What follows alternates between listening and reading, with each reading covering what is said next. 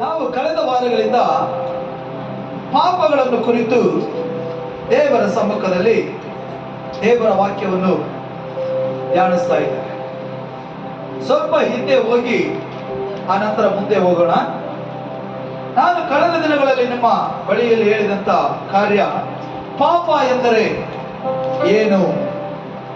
ಪಾಪವೆಂಬುದು ನಮಗೂ ದೇವರಿಗಿರುವಂತ ಐಕ್ಯತೆಯನ್ನು, ಸಂಬಂಧವನ್ನು ಅಥವಾ ಪ್ರೀತಿಯನ್ನು ಯಾವ ಕಾರ್ಯವು ಮಧ್ಯದಲ್ಲಿ ಬಂದು ಬೇರ್ಪಡಿಸುತ್ತದೋ ಅದು ಪಾಪ. ಹಲ್ಲೆಲೂಯಾ. ಅರ್ಥ ಆದವರು ಮಾತ್ರ ಜೋರಾಗಿ ಹೇಳ್ರಿ. ಯಾವ ವಿಷಯವಾಗಲಿ, ಯಾವ ಕಾರ್ಯವಾಗಲಿ, ಯಾವ ಕೆಲಸವಾಗಲಿ, ಯಾವ ದೃಷ್ಟಿಯಾಗಲಿ, ಯಾವ ಆಲೋಚನೆಯಾಗಲಿ, ಯಾವ ಕಾರ್ಯವಾಗಲಿ ನಮಗೂ ದೇವರಿಗಿರುವಂತ ಸಂಬಂಧವನ್ನ ಬೇರ್ಪಡಿಸುತ್ತದೋ ಆ ಕಾರ್ಯವೆಲ್ಲ ಪಾಪ. ಆಮೆನ್. ಹಲ್ಲೆಲೂಯಾ. ಯೆಶಾಯನ ಪ್ರವಾದನೆ 59 ಅಧ್ಯಾಯ 2ನೇ ವಾಕ್ಯದಲ್ಲಿ ದೇವರು ಹೀಗೆ ಹೇಳ್ತಾ ಇದ್ದಾರೆ, ನಿಮ್ಮ ಅಕ್ರಮಗಳೇ ನಿಮಗೂ ನನಗಿರುವಂತ ಸಂಬಂಧವನ್ನು ಬೇರ್ಪಡಿಸಿ, ನಿಮ್ಮ ಪಾಪಗಳು ನನಗೆ ಮುಂದೆ ಗೋಡೆಯಾಗಿ ನಿಂತಿರುವ ಕಾರಣ ನಿಮ್ಮನ್ನು ನಾನು ನೋಡುವುದಕ್ಕೆ ಆಗದೇ ಇದ್ದೇನೆ. ಈಗ ಕೆಲವು ಕಾರ್ಯಗಳಲ್ಲಿ ನಾವು ಗುಲಾಮರಾಗಿದ್ದೇವೆ ಅಥವಾ ದುರಾವಸ್ಥೆಯಲ್ಲಿ ನಾವು ಅಡಗಿಕೊಂಡಿದ್ದೇವೆ. ಆ ಕಾರ್ಯಗಳು ಹೊರಗಡೆ ಬರಬೇಕಾದ್ರೆ ಈಗ ಒಂದೊಂದಾಗಿ ನಾನು ಕೈ ತೋರಿಸುವಾಗ ಆ ಕಾರ್ಯಗಳು 16 ಕಾರ್ಯಗಳು ಏನೆಂಬುದಾಗಿ ಹೇಳಿ ಮತ್ತೆ ನಾವು ಮುಂದಿನ ಸಂದೇಶಕ್ಕೆ ನಮ್ಮನ್ನು ಒಪ್ಪಿಸಿಕೊಳ್ಳೋಣ. ಒಂದನೇದಾಗಿ ಎಲ್ಲ ನೋಡಿ ಹೇಳ್ಬೇಕು, ಓದೋರ್ಗೆ ಬಂದವರೆಲ್ಲ ಅಲ್ಲಿ ನೋಡಿ ಓದಿ ಹೇಳ್ಬೇಕು. ಆಮೇಲೆ ಮೊದಲನೇದಾಗಿ 2, 3, 4, 5, 6, 7, 8, 9, 10, 11, 12, 12, 13,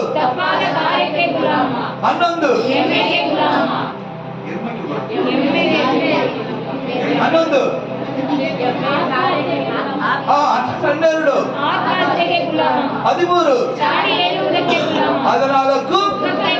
16.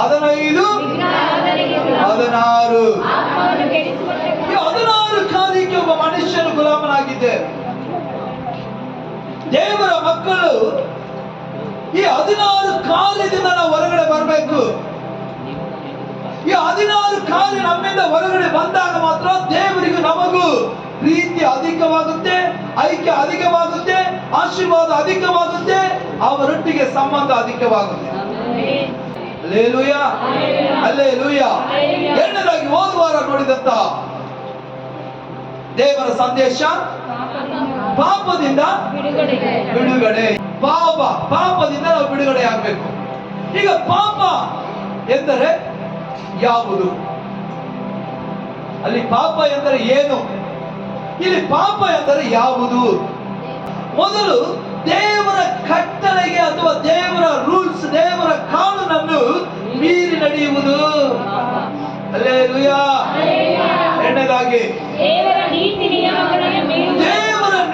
ನಿಯಮಗಳನ್ನು ಮೀರುವುದೇ ಪಾಪ. ಮೂರನೇದಾಗಿ ದೇವರ ಪರಿಶುದ್ಧತೆಗೆ ವಿರೋಧವಾಗಿರುವುದೇ ಪಾಪ. ದೇವರ ಪರಿಶುದ್ಧತೆ ಅಥವಾ ದೇವರ ಪರಿಶುದ್ಧತಾ ನಿಯಮಕ್ಕೆ ನಾವು ಮೀರಾಗಿ ಅವರು ಪರಿಶುದ್ಧರು, ನಾವು ಪಾಪಿಯಾಗಿ ಕಾಣಲ್ಪಡುವುದೇ ಪಾಪ. ಒಂದು ದೇವರ ಕಟ್ಟಳೆಯನ್ನು ಮೀರುವುದು ಪಾಪ, ದೇವರ ನ್ಯಾಯ ನೀತಿಗಳನ್ನು ಮೀರುವುದು ಪಾಪ, ದೇವರ ಪರಿಶುದ್ಧತೆಯನ್ನು ಮೀರುವುದು ಪಾಪ. ನಾಲ್ಕನೆಯದು ದೇವರ ಮುಂದೆ ಮೊಣಕಾಲೂರಿ ಪ್ರಾರ್ಥನೆ ಮಾಡದಿರುವುದೇ ಪಾಪ. ದೇವರ ಸಮ್ಮುಖದಲ್ಲಿ ಮೊಣಕಾಲೂರಿ ಯಾವ ಮನುಷ್ಯನು ಪ್ರಾರ್ಥನೆ ಮಾಡುವುದಿಲ್ಲವೋ ಅಥವಾ ದೇವರೊಟ್ಟಿಗೆ ಮಾತನಾಡುವುದಿಲ್ಲವೋ, ದೇವರೊಟ್ಟಿಗೆ ಸಮಯವನ್ನು ಕಳೆಯುವುದಿಲ್ಲವೋ, ದೇವರೊಟ್ಟಿಗೆ ಐಕ್ಯತೆ ಮಾಡಿಕೊಳ್ಳಲ್ಲವೋ, ದೇವರೊಟ್ಟಿಗೆ ಮಾತನಾಡುವುದಿಲ್ಲವೋ, ಅದು ದೇವರ ಮುಂದೆ ಪಾಪವಾಗಿ ಕಾಣಲ್ಪಡುತ್ತದೆ. ಆಮೆನ್. ಹಲ್ಲೆಲೂಯಾ.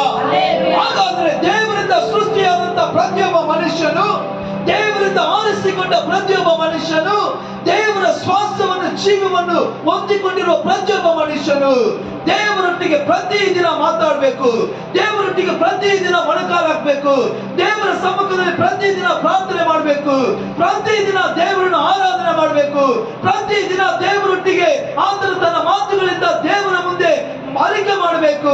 ಪ್ರತಿದಿನ ದೇವರಿಗೂ ಅವನಿಗೂ ಐಕ್ಯವಾಗಿರುವುದೇ ಆದರೆ ಮಾತ್ರ ಅವನು ದೇವರ ಮಗನು. ನಾನು ಹೇಳುವಂತ ಕಾರ್ಯವನ್ನು ಚೆನ್ನಾಗಿ ಗಮನಿಸಿರಿ. ನಾವು ಪ್ರತಿದಿನ ದೇವರೊಟ್ಟಿಗೆ ಮಾತನಾಡುವಾಗ, ನಾವು ಪ್ರತಿದಿನ ನಮ್ಮ ಕಷ್ಟಗಳನ್ನು ಕಣ್ಣೀರನ್ನು ಸಮ್ಮುಖದಲ್ಲಿ ಮೊಣಕಾಲೂರಿ ದೇವರೊಟ್ಟಿಗೆ ಪ್ರತಿದಿನ ಅವರಿಗೆ ಸಂಭಾಷಣೆ ಮಾಡುವಾಗ ನಮ್ಮ ಮೇಲೆ ಅವರಿಗೆ ಅಧಿಕವಾದ ಪ್ರೀತಿ ಬರ್ತದೆ. ಎಲ್ಲ ಆಗ್ಲೇ ಒಂದು ಸ್ಟೋರಿ ಹೇಳಿದ್ದೆ ನಾನು. ಒಂದು ಯವನಸ್ಥ ಹುಡುಗ ಒಂದು ಫ್ಯಾಕ್ಟರಿಯಲ್ಲಿ ಕೆಲಸ ಮಾಡುವಾಗ ಆ ಹುಡುಗ ಪ್ರತಿದಿನ ಮಧ್ಯಾಹ್ನದಲ್ಲಿ ಊಟದ ಸಮಯದಲ್ಲಿ ಅವನಿಗೆ ಅರ್ಧ ಗಂಟೆ ಊಟದ ಸಮಯ ಇರುವಾಗ ಇವನು ವೇಗವಾಗಿ ಹೋಗಿ 10 ನಿಮಿಷದಲ್ಲಿ ಅವನ ಊಟವನ್ನು ಮುಗಿಸಿ 20 ನಿಮಿಷ ಯಾರು ಇಲ್ಲದ ಒಂದು ಕೋಣೆಯಲ್ಲಿ ಹೋಗಿ ಮೊಣಕಾಲೂರಿ ದೇವರ ಸಮ್ಮುಖದಲ್ಲಿ ಪ್ರತಿದಿನ ಅವನು ಪ್ರಾರ್ಥನೆ ಮಾಡ್ತಾ ಇದ್ದಂತೆ. ಅವನು ಪ್ರಾರ್ಥನೆಗೆ ಕುಳಿತುಕೊಳ್ಳುವಾಗ ಮೊದಲು ಅವನು ಹೇಳುವಂತ ಮಾತು, ಅಪ್ಪ ಏಸಪ್ಪ, ನಿನ್ನ ಮಗನು ನಾನು ಬಂದಿದ್ದೇನೆ, ನನ್ನೊಟ್ಟಿಗೆ ಮಾತಾಡು, ನಾನು ಬಂದಿದ್ದೇನೆ, ನನ್ನೊಟ್ಟಿಗೆ ಮಾತಾಡು ಎಂಬುದಾಗಿ ಹೇಳಿ 20 ನಿಮಿಷ ಅವನು ಕೊಟ್ಟಂತ ಅರ್ಧ ಗಂಟೆಯಲ್ಲಿ 10 ನಿಮಿಷ ಊಟ ಮಾಡಿ 20 ನಿಮಿಷ ಪ್ರತಿದಿನ ದೇವರ ಒಂದು ಕೋಣೆಯಲ್ಲಿ ಕುಳಿತು ದೇವರೊಟ್ಟಿಗೆ ಮಾತಾಡ್ತಾ ಇದ್ದಂತೆ.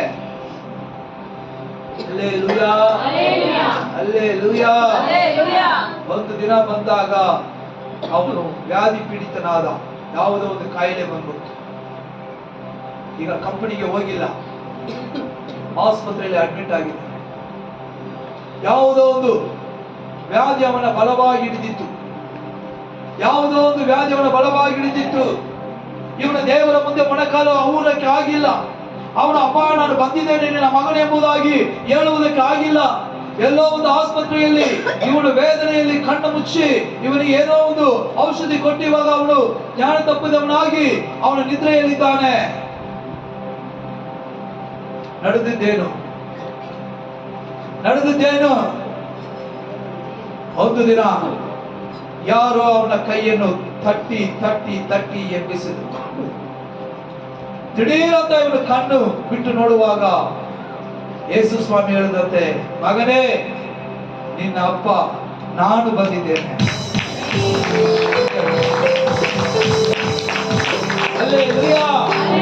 ನಾನು ಬಂದಿದ್ದೇನೆ ಎದ್ದೇಳು. ಕಾರಣ ಇವನು ಪ್ರತಿದಿನ ಹೋಗಿ ಅಪ್ಪ ನಾನು ಬಂದಿದ್ದೇನೆ ಎಂಬಂತ ಕೂಗಿಗೆ ಕರ್ತನು ಹಿಂದಿರುಗಿ, ಮಗನೇ ಇವತ್ತು ನಾನು ನಿನ್ನ ಬಳಿಯಲ್ಲಿ ಬಂದಿದ್ದೇನೆ, ನಿನ್ನ ವ್ಯಾಧಿಯನ್ನು ನಾನು ಸ್ವಸ್ಥ ಮಾಡ್ತೇನೆ, ಜೀವಂತವಾಗಿ ಅಂತ ಹೇಳಿ. ಹಲ್ಲೆಲೂಯಾ.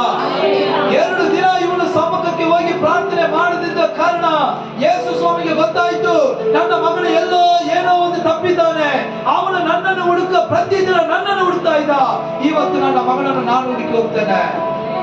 ದೇವರ ವಾಕ್ಯ ಹೇಳುತ್ತದೆ, ನೀನು ಪ್ರಾರ್ಥನೆ ಮಾಡದಿರುವುದೇ ಪಾಪ. ಒಂದು ವಾಕ್ಯವನ್ನು ನಾವು ತೆಗೆದುಕೊಳ್ಳೋಣ.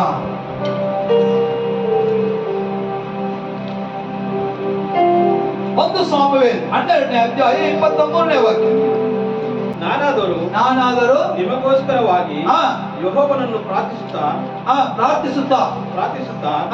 ಆತನ ಉತ್ತಮ ನೀತಿ ಮಾರ್ಗವನ್ನು ನಿಮಗೆ ಕೊಡುವುದನ್ನು ಬಿಡುವುದೇ ಇಲ್ಲ. ಬಿಟ್ಟರೆ ಆತನ ದೃಷ್ಟಿಯಲ್ಲಿ ಪಾಪಿಯಾಗಿ. ಕರೆಕ್ಟ್. ಬಿಟ್ಟರೆ, ಪ್ರಾರ್ಥನೆ ಮಾಡುವುದನ್ನು ನಾನು ಬಿಟ್ಟರೆ ಆತನ ದೃಷ್ಟಿಯಲ್ಲಿ ನಾನು ಪಾಪಿಯಾಗಿರುವೆ. ಸಾಮುವೇಲನು ಇಸ್ರಾಯೇಲ್ ಜನರನ್ನು ಕುರಿತು ಈ ಒಂದು ವಾಕ್ಯದಲ್ಲಿ ಈ ಒಂದು ಮಾತನ್ನು ಹೇಳ್ತಾ ಇದ್ದಾರೆ. ಇಸ್ರಾಯೇಲ್ ಜನರೇ, ನಿಮಗೋಸ್ಕರ ನಾನು ದೇವರ ಸಮ್ಮುಖದಲ್ಲಿ ಪ್ರಾರ್ಥನೆ ಮಾಡದೆ ಹೋದರೆ ಅದು ನನಗೆ ಪಾಪವಾಗಿ ಕಾಣುತ್ತೆ. Hallelujah, hallelujah, hallelujah. ಪ್ರಾರ್ಥನೆ ಮಾಡದೆ ಹೋದರೆ, ಪ್ರಾರ್ಥನೆ ಮಾಡದೆ ಇದ್ದರೆ ಅದು ನನಗೆ ಪಾಪವಾಗಿ ಕಾಣುತ್ತೆ. ಇಲ್ಲಿ ಸಾಮುವೇಲನು ಇಸ್ರಾಯೇಲ್ ಜನರಿಗಾಗಿ ಪ್ರಾರ್ಥನೆ ಮಾಡುವುದಕ್ಕಾಗಿ ಕರ್ತನ ಮುಂದೆ ಈ ಮಾತನ್ನು ಹೇಳುವಾಗ, ಇವತ್ತು ದೇವರ ಮಕ್ಕಳಾಗಿರುವ ನೀವು ನಾನು ಇವತ್ತು ನಮ್ಮ ದೇಶಕ್ಕಾಗಿ, ನಮ್ಮ ಜನರಿಗಾಗಿ, ಅಳಿದು ಹೋಗುವ ಆತ್ಮಗಳಿಗಾಗಿ ನಾವು ಪ್ರಾರ್ಥನೆ ಮಾಡದೆ ಹೋದರೆ ದೇವರ ಮುಂದೆ ನಮ್ಮ ಕಾರ್ಯವು ಪಾಪವಾಗಿ ಕಾಣಲ್ಪಡುತ್ತದೆ. ಹಲ್ಲೆಲೂಯಾ. ಈಗ ಆಗಾಪನು ಪ್ರವಾದಿ ಹೇಳಿದ ಹಾಗೆ ಅವನ ಮರಣ ರಣರಂಗದಲ್ಲೇ ಮುಗಿಯಿತು. ಇವನು ದೇವರ ಮಾತನ್ನು ಕೇಳದೆ, ದೇವರ ಮುಂದೆ ಪ್ರಾರ್ಥನೆ ಮಾಡದೆ, ದೇವರ ಒಂದು ಆಲೋಚನೆಯನ್ನು ಕೇಳದೆ ಆಗಾಪನ ಒಟ್ಟುಗೂಡಿ ಯೋಷಬಾಟನ ಯುದ್ಧಕ್ಕೆ ಹೋದ ಕಾರಣ, ಇವನು ಮನಸ್ಸಾಂತರ ಹೊಂದಿ ದೇವರ ಮುಂದೆ ಕಿರಿಚಿಕೊಂಡ ಕಾರಣ ಕರ್ತನು ಅವನ ಮೇಲೆ ಕರುಣೆ ಇಟ್ಟು ಯೋಷಬಾಟನನ್ನು ದೇವರು ಜೀವಂತವಾಗಿ ಉಳಿಸಿದರು.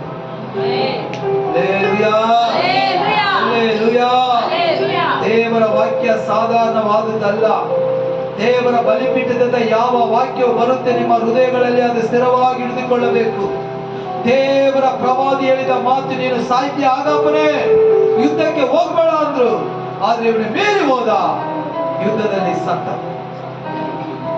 ದೇವರ ಆಲೋಚನೆ ಇಲ್ಲದೆ, ದೇವರ ಕಾರ್ಯವಿಲ್ಲದೆ, ದೇವರ ಪ್ರಾರ್ಥನೆ ಇಲ್ಲದೆ, ದೇವರು ಹೇಳದೆ ನಾವು ಯಾವ ಕೆಲಸವನ್ನು ಮಾಡುವುದೇ ಆದರೆ ಹಲ್ಲೆಲೂಯಾ ಜಯ ಹೊಂದಕ್ಕೆ ಸಾಧ್ಯ ಇಲ್ಲ. ಪ್ರತಿಯೊಂದು ಕೆಲಸವು, ಕಾರ್ಯವು, ಆಲೋಚನೆ ಎಲ್ಲ ದೇವರದಾಗಿದೆ. ಅದಕ್ಕೆ ದೇವರು ಹೇಳ್ತಾರೆ, ನಿನ್ನ ಆಲೋಚನೆ ನನ್ನ ಆಲೋಚನೆ ಅಲ್ಲ, ನಿನ್ನ ದಾರಿ ನನ್ನ ದಾರಿ, ನನ್ನ ಆಲೋಚನೆ ನನ್ನ ದಾರಿ. ನಿನಗೇನು ಆಲೋಚನೆ ಕೊಡ್ತೀನೋ, ನೀನು ಯಾವ ದಾರಿನ ತೋರಿಸ್ತೀನೋ ಅದರಲ್ಲಿ ನೀನು ನಡಿಬೇಕೆ ಹೊರತು ನಿನ್ನಷ್ಟಕ್ಕೆ ನೀನು ನಡೆಯುವುದೇ ಆದರೆ ಸಿಂಹದ ಬಾಯಲ್ಲಿ ಸಿಕ್ಕಿಕೊಳ್ತೀರ. ಆಮೆನ್. ಹಲ್ಲೆಲೂಯಾ. ನಾಲ್ಕನೇ ಕಾರ್ಯ, ಪ್ರಾರ್ಥನೆ ಮಾಡದಿರುವುದು ಕೂಡ ಪಾಪ.